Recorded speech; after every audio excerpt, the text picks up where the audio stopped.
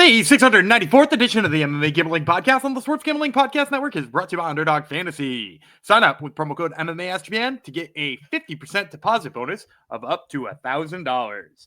And we're also brought to you by Rhythm. Start crushing the college football and NFL seasons with Rhythm. Get your 7-day free trial today by going to sportsgamblingpodcast.com/RITHMM.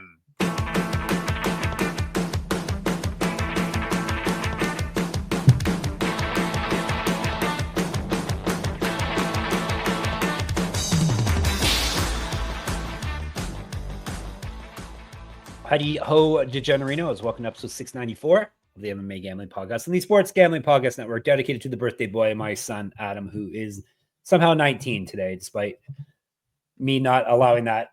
He apparently, he's snuck by my back and he's turned 19 already. So this goes out to you, and welcome everyone to the episode. My name would be Big Body Jeff Fox. As you can see by the title, it's a Cage Warriors episode. Sadly, just before we recorded, we lost the main event of this. I guess it's better than after we recorded, but we lost the main event of this Cage Warriors card, a card that my co-host was quite excited about too. So, but hey, these things happen in MMA sometimes. So we'll get you what's left of the card and my co-host's best picks. And maybe if we have some time, we'll talk a little UFC because we both did good. Not good enough for some haters out there, but haters are good. Haters are going to hate. Never good. No, but I went 9-2. Gumby went 7-4. So finally, order has been restored, and I beat Gumby. And I think that's the first one in months, man. It's been a long time, but I've had such a lead that it's okay. And I hit on my lock again. It's been it's been a long time since I've lost on one of my lock picks, which is good, which I like. So actually, a pretty exciting event overall. So maybe we'll talk about it now since I'm already leading into it. Some quick fights, which I appreciate. Yeah, it was all really quick fights. Shout out to Melissa Mullins for scoring us a plus 600 knockout, which we did hit. Oh, that's right. Fantastic. Yeah, plus 600 on Melissa Mullins by knockout, which was a big one for me. And dude, Proches is, there's not much in terms of like what's meaningful on that card other than like, I think we have to talk about Proches in the same way we talk about Jack Della Maddalena, or the same way we talk about Shavkat Rakhmonov or Ian Gary. Like those four are like the cream of the crop in terms of like new upcoming talent. And granted, none of them are super young, right? Which is kind of the interesting thing is like all of them kind of appeared on the UFC scene in their mid-20s and all are ready to, dominate right now as is. But like, man, when was the last time you saw somebody embarrass Neil Magny in the way that he did in that quick? So shout out to Proches. He is going to make a impressive title challenger in the near future. He can knock you out with the breeze of his strikes. It did land. I know people are hating on it, but like if you watch the slow motion, which is all over Twitter right now, he got him right behind the ear. It was like one of those Brock Lesnar hitting Randy Couture shots behind the ear, and like. Look, that's how hard he's hitting, though, is like it also wasn't like a disorienting punch. It was a I go to sleep punch. And so like, that's Proches for you. He is devastating. Yeah, that was the point of what I was saying is he not that Magny was compromised anyhow, even before that. So he was getting lit up, and he definitely he did a faceplant, did he not? Was he not the one that did a faceplant? He did very much faceplant. He quit though, bro. He quit. He didn't quit. Yeah. Proches and De Ridder, weird fighting style. Came through though. Actually won the fight, which was good. Didn't look as good on the feet as you would hope against Gerald Meerschaert, but he got the job done at the very least. Yeah, his striking looked pretty poor. I'm gonna be honest. It looked pretty bad, but. To the point I made originally, like I do like his grappling to the point where, like against somebody like Meerschaert, even you didn't really have to worry about him getting subbed. Yep.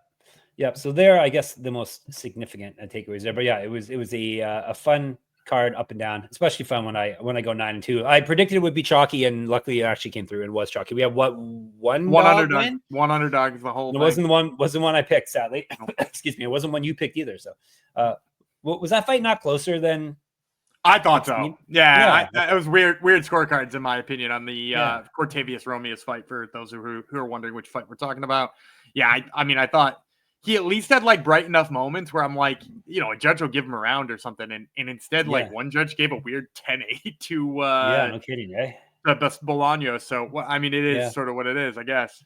Yeah, it is what it is. My it was not on regular TV up here, and they know, I guess, when at least on paper, fight card's not gonna be good. But Sportsnet app kept crashing during that fight, so I can't really comment on whether it was a good decision. I just, from the pieces of it I saw, it seemed like Romeus was doing pretty good. So at least in the first round, he was doing all right. But anyhow, don't dwell on the losses. That's one of our few losses last night. All right. Hopefully Cage Warriors goes the way Gumby has been going with the rest of the regional stuff. We should talk about that soon. But first, I got to remind you, the college basketball is back. And if you aren't already, please subscribe to the College Experience for their daily picks podcast, breaking it all down.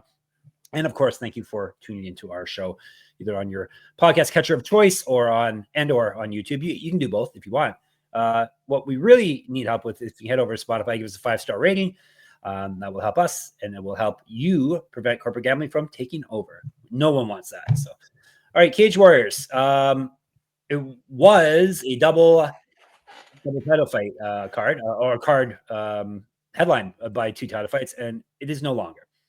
Yeah, so for those of you who maybe didn't get the news, or if you follow, Capology pretty exclusively, Cage Warriors always updates pretty slow on there, so it might not be on there. But Liam Giddens dropped out of his title defense against Shirzad Qadrian. Qadrian had won the prize fighter tournament, which is what allowed him to be in this main event. So, he was going to try to take Giddens' title off of him. Giddens, it was announced this morning, Sunday, at the time of recording here, it's Sunday morning, that Giddens would not be fighting via Qadrian's Instagram. I'm kind of hoping they rebook the fight. My big worry is that there are 2 guys Qadrian has already fought on this card, and that somehow they're going to make an interim title fight between them, and it's going to tear apart one of the other fights we're going to break down. But if that happens to be the case, sorry, maybe hit us up in the Discord and I'll give you a better pick for it. But otherwise, hopefully we just see Qadrian and Giddens booked for a later date. Yeah, regional MMA has not been too kind to us lately with the cancellations after we go to press. It was kind this week. This past weekend, we gave 15 picks out, and all 15 of them happened. And we went 11-4, up 3.5 units. No big deal. Yeah. Can we complain about the 4 you missed? Can we spend some time complaining? I mean, somebody will, I'm sure, but they were good. How many units are we up for people new to this regional? 38.5 on the year. Yeah. Wow. Fantastic. All right. This is still, at least from my amateur eyes, still a pretty good fight card, right? Yeah. I like it. Yeah. Yeah. You said heading in that this was, you enjoyed this fight card. You had good intel on all the fighters, already stored away in your brain, right? You didn't have to do too much research. Nope. Yep. Fantastic. Even the replacement fight we had to throw in there, I know the guys, so. Fantastic. We're talking about Cage Warriors 180, which is going down on the 15th, which is what, Friday. Good. Friday, 12 p.m. Eastern. So all you people with 9 to 5 jobs, all you degens can sneak a peek and watch the show while you're supposed to be working. UFC Fight Pass is the place for it. Indigo at the O2 in London, England. 15 fights, I think we're down to now, as of this point. Gumby's picked the choicest 5, and then we have plenty to choose from for a lightning round.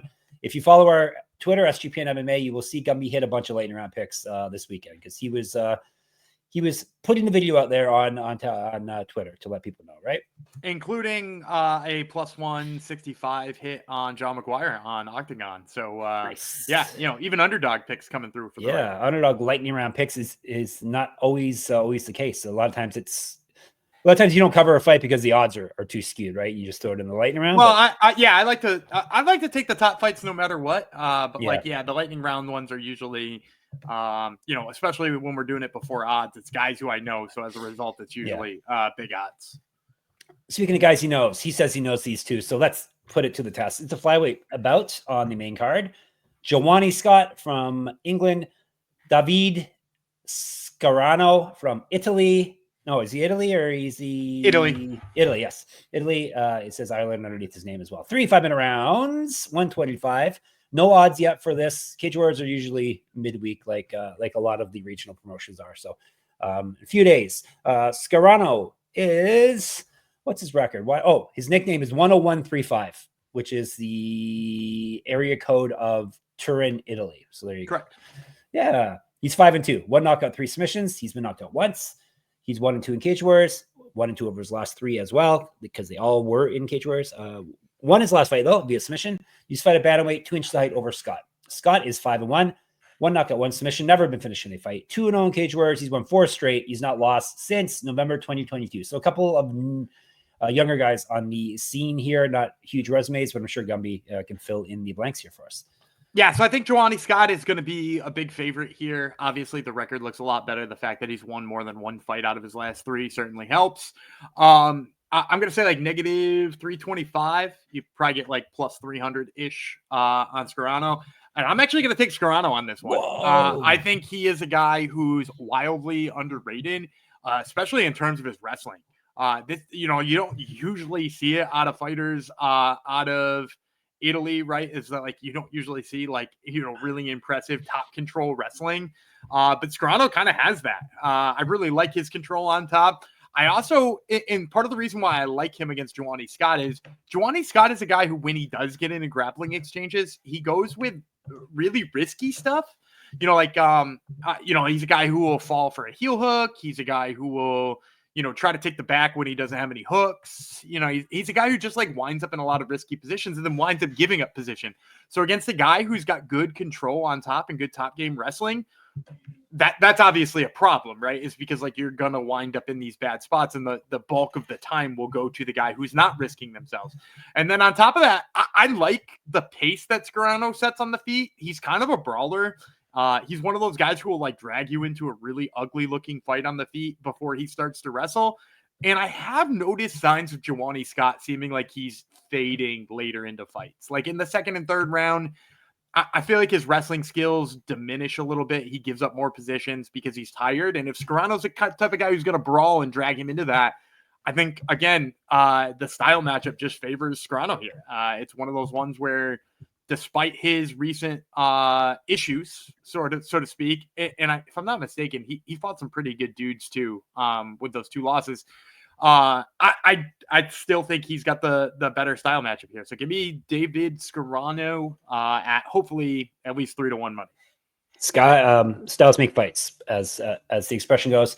Tapology, only 4% of people are picking him, so you would assume the line like would a be 3-1 underdog. Yeah, by the Tapology numbers, that would make the most sense. And also based on, like I said, the results or the recent results are usually the best indicator too. A guy who's gotten a lot of fights in Cage Warriors versus a guy who's 1-2 in his last 3. Right. Well, this is a good transition. Big underdog to tell you about underdog fantasy. Underdog at Pick'em has one of the biggest menus for all sports. They got NFL, college football, college basketball, MMA, NBA, NASCAR, and more. And you can now use specials and boosts on all flex entries. Gummy's going to give you a winning play right now. Yeah, so Sunday night football tonight are the Lions and the Texans. I'm going to take the Lions wide receiver Amon-Ra St. Brown. I'll take the higher than on his receiving yards. All right. Get that in your underdog ballot. And most importantly, when you sign up there, make sure you use our code SGPN MMA. That way you get to claim your special pick and the first time deposit offer up to $1,000 in bonus cash. It's underdogfantasy.com, promo code MMA SGPN. All right, back to London, England we go for the next fight. Obviously, this one is featherweight bout. Nick Bagley from England, Jordy Bakkes. He is not from England. His flag is a different kind of flag. He is from the Netherlands. This is 3 5-minute rounds. Tell you about the Dutch fighter first. Bakkes 6-2-1 with 2 submissions. He's never been finished in a fight. 1-0-1 in Cage Warriors. 2-0-1 over his last 3. He did win his last fight via submission. He's not lost since October 2021, and he used to fight at bantamweight. Bagley is 5-1 with 5 submissions. He's never been finished in a fight as well. These guys owe us a finish. 4-1 in Cage Warriors. He's won 3 straight, all via submission. He's not lost since March 2022. Used to fight at lightweight, 3 years younger than Bakkes, an inch taller. So I think Bagley, big favorite here. Not quite as big as I thought Scott was going to be, but maybe like 250 on Bagley here. And I'm going to take Bagley. I think if you watch Bakkes, there's a lot of things he does that are just like, what do we call him? What was our running joke for a while? Kirkland. He's like the Kirkland version of Nick Bagley. Bagley's a lot tighter on the feet. When he's striking, his guard comes right back to his chin.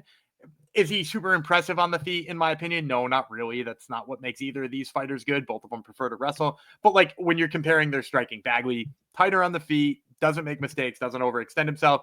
Bakkes, like you can tell he wants to do that, and then he gets excited when he's starting to land and he overextends himself and he gets really long with his strikes. And that's obviously the worst version of it. And then when you look at the wrestling, both of these guys like to top control wrestling, the type who try to slice through your guard, wind up in arm triangle type positions and things like that. I just like Bagley's position better. I think he's the type of guy who is position over submission.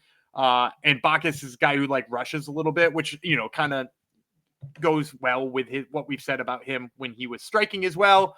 I also think Bagley is just like a better wrestler. So if you're wondering which one's going to be on top more, I think Bagley is going to be.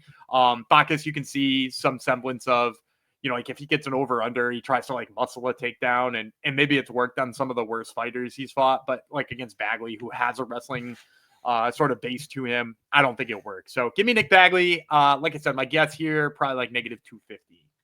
Okay, excellent. Another winning pick in the books here. We're moving on as we like to do. Cullen and Harila would be the next fight up. I'll get you some background on that. This would be a lightweight fight. Adam Cullen, England. Tobias Harila, another not England. He is Swedish from Sweden. 300 rounds if they need it. 155. The Swede would be Harila. Bad Intention is the nickname. 13-4 with 11 knockouts. He's been knocked out twice, submitted once. 4-3 in cage warriors. 3-1 over his last 4, including winning his last fight. He's got multiple regional championships on his mantle. Correct. Look, read my shirt. You can buy this shirt if you want at our store, sportsgamblingpockets.com/store. Get sticky with it. And he used to fight down at flyweight, up at featherweight. Cullen is 8-2, 4 knockouts, 4 submissions. He's finished everyone. Very well-rounded. He's been knocked out once. All his fights taking place in cage warriors, which is impressive. Lost win. Not as impressive over his last 4. Won his last fight via TKO. Used to fight at welterweight, 4 years younger than Harila, 3 inches taller. This is one of those styles make fight ones to the point where I think this is probably going to come in pretty close to even. My guess is Tobias Harila will wind up a slight favorite because I think he's just got like a little bit more name value behind him. So I'm going to say like negative 130 to like plus 110 or plus 100 on the Cullen side. I'm personally going to go with Harila here. The big difference for me, I think Cullen, first of all, when he throws it with his hands, like he's got very little power. I was watching his last fight. His opponent looked like they got exhausted, just kept backing up against the cage and dropping their hands and like letting him throw on them. And like nothing happened. And I know some of it was that he was like rolling with the punches well. And I don't know, he was probably trying to clown him or something, but like Cullen looked like he couldn't hurt him. And that was bad.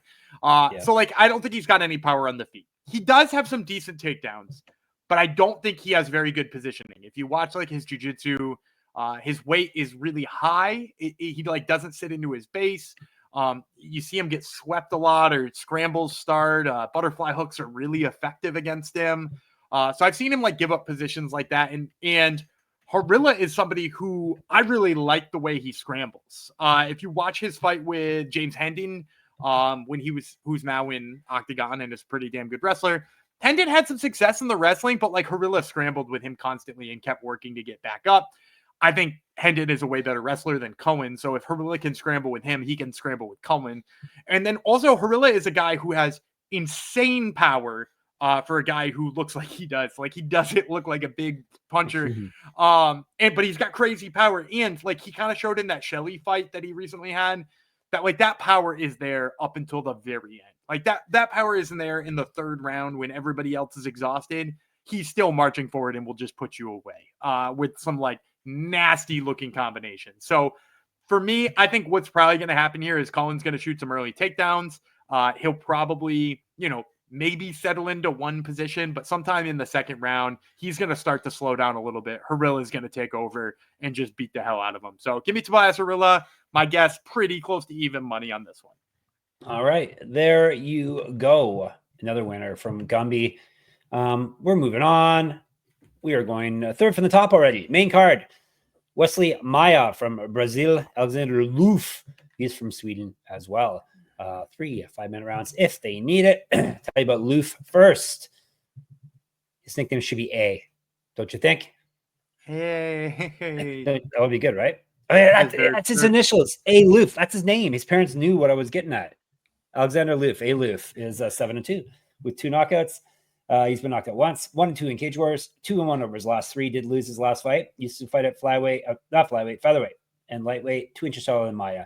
Magic Maia, 9-6, 5 knockouts, 2 submissions. He's been knocked out twice, 3-4 in Cage Wars. He's won 3 of his last 4. Did lose his last fight. Used to fight at flyweight, 1-0 in PFL. 2015 pro MMA debut, so a veteran finally. We're coming across here, and 2 years younger than Lööf. And if I'm remembering correctly, both of these guys lost to Shirzan Kadrian as part of the almost said Tip Sport Game Changer. Yes, I was promotion. The prize fighter tournament. I'm pretty sure both of these guys lost to Kadrian is in the prize fighter tournament. So these are the ones I'm really worried they're just going to break them up and stick one of them against Kadrian for the interim title. But hopefully they don't, because I see this as a fight where I expect Lööf to come in as like a negative 200 favorite, plus 165, plus 170 on Maia. And I love Maia in this spot. I really do expect him to come in as an underdog. And he's one of my favorite plays of the week. First of all, way more explosive on the feet. When he throws with everything in his body, and he's powerful. He's a little erratic, which I think is why people don't rate him too highly on the feet, and also why he had problems with somebody like Kadrian, who is just like, a really good wrestler. And if you are off balance even the slightest bit, he's going to get on your legs. I think Maia, is a lot more fun to watch on the feet. And Lööf, super slow on the feet. Like clearly not comfortable there, clearly wants this to be a grappling match. Has good submissions from pretty much any position, but that's also like kind of how he defends takedowns. It's like he grabs a guillotine, or he looks for your arm, or he tries to get a Kimura lock or something like that. And Maia's got good takedowns when he's offensive with them himself. I just think probably the best move for him is to stay away from the takedowns, because Lööf will sub you off of his back. He's got, good arm bar. He's got a good triangle. He clearly knows what he's doing in all positions in grappling. So I think as long as Weslley Maia just decides, like, we're not grappling here, we're not going to do this, you're going to see like a really explosive, fast dude on the feet versus a guy who's like kind of slow, doesn't really hit hard, and clearly doesn't want to be on the feet. And you're somehow going to get the explosive guy at dog money. So I'm going to go with Weslley Maia. I think in this spot, he most likely will be the dog and will be a super good value. Subbing someone off your back would be a super aloof thing to do, don't you think? Just chilling, whatever. He's just chilling. He's just chilling and subbing. Exactly. Chilling and subbing. That would be a good title. Maia 19%. So it looks like he is going to be Tapology only has 19% like Maia. Yeah. Interesting. That's interesting to me. Yep. So there you go. That would in theory be a even bigger value if Tapology could be trusted. But again, I don't think he'll be more than 2-1 in my guess. Yeah, I said this was third from the top. That is second from the top as of now. As of this recording, is they lost a fight. All right, before we get to our makeshift main event, I assume this will be the main event. It's actually for a title, so more than likely this will be the main event. Before we get to that and our lightning round picks, let me tell you about Rhythm. SGPN's proud partner Rhythm is the #1 AI-powered sports betting platform that helps provide bettors of all levels the ability to build custom predictive betting models in seconds. Get predictions for betting on money lines, spreads, totals, and props. Build your model, copy one of the top performing models from the leaderboard, or press build a model for me. Rhythm gives you predictions for every game and player prop, and also has a myriad of stats, research, and trend analysis to give you even more betting insights. You can now track your props in the Rhythm app, and Rhythm just launched their college basketball models. So get in there, check out the Al Horford props, because it's all about Al Horford around these parts. Claim your 7-day free trial today by going to sportsgamblingpodcast.com/rhythm. That's sportsgamblingpodcast.com/RTHMM. Al Horford is either 0 points or 7 3-pointers. There's no in between. That's his prop plays. Roll the dice. BetUS. We're brought to you by BetUS. Bet with the best in the business. BetUS. BetUS has been around for more than 30 years. You can easily deposit using cryptocurrency and get lightning fast payouts. US players are always welcome. Get in there, check out all their MMA lines, and more importantly, go to sportsgamblingpodcast.com/betus. That's sportsgamblingpodcast.com/betus. Promo code SGPN so they know we sent you. BetUS, America's favorite sports book. All right. The remaining title fight is a light heavyweight bout. UFC would never have allowed a bantamweight fight to go ahead of a light heavyweight fight. No. This is for the Cage Wars Light Heavyweight Championship. Andy Clamp, the current champ from England, versus a countryman, James Webb. 5 5-minute rounds if they need it at 205. The challenger, Webb, 10, 5, and 1. 1 knockout, 6 submissions. He's been knocked out 4 times, 8, 5, and 1 in the Cage Wars, and the former champion. He's trying to get his crown back.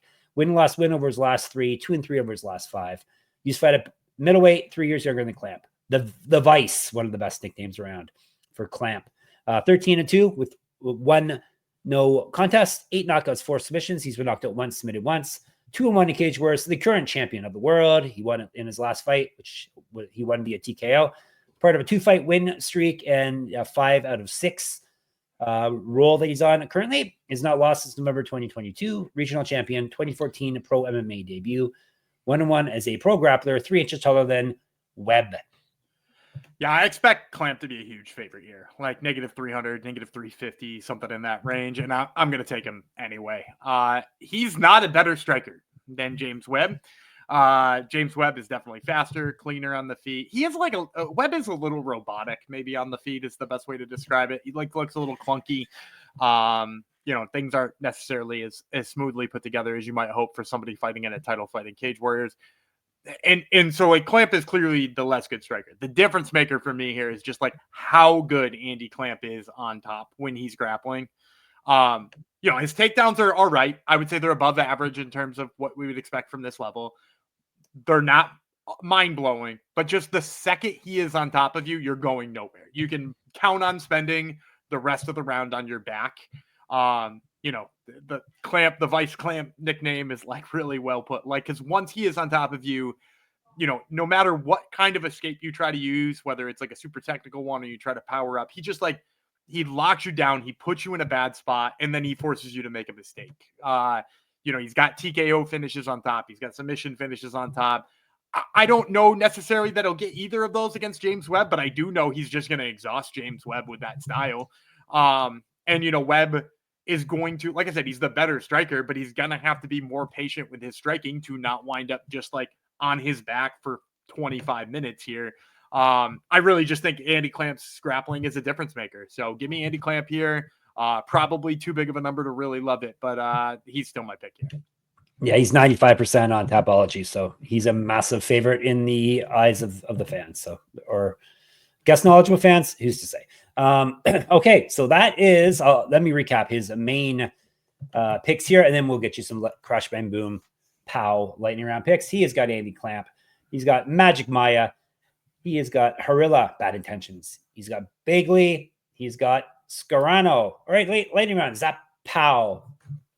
So I picked 2 underdogs on the main card, but I'm going to give you a lightning round pick that I think will be an underdog too.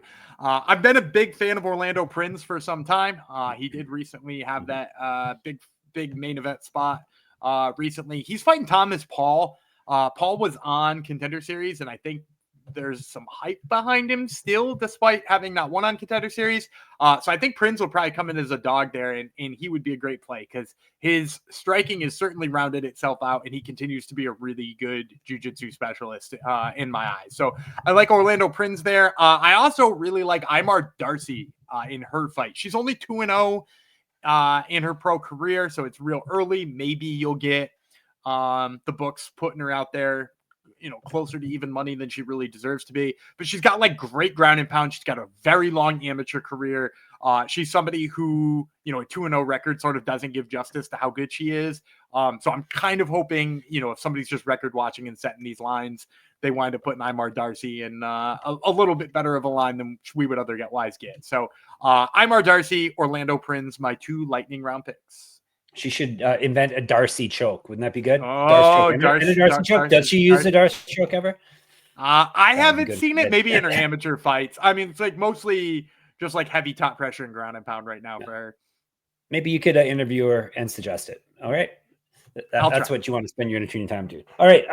You're all set, ladies and gentlemen. If you want more Cage Warriors coverage, as Gumby is maybe jinxed us saying this event may change again after we have posted this. You can get in the Discord, sportsgamblingpodcast.com/Discord, or you can comment on our YouTube posts. Of course, MMA Gambling Podcast on YouTube. Thank you for subscribing. You can catch us on Twitter, SGPN MMA. He's at Gumby Vreeland. I'm at Jeff Fox there and on Instagram.